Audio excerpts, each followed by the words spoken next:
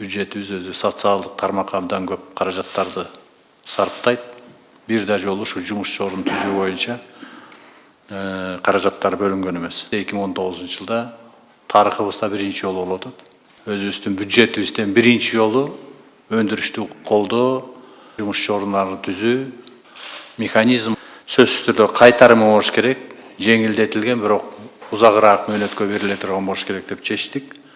Мында тандап алууда дагы абдан чоң талкуулар, ойлор болду.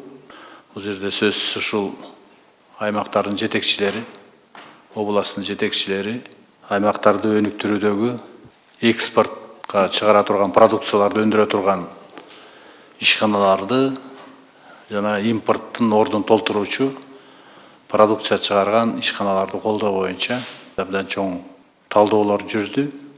Мына азыр жыйынтыгын чыгарган атат.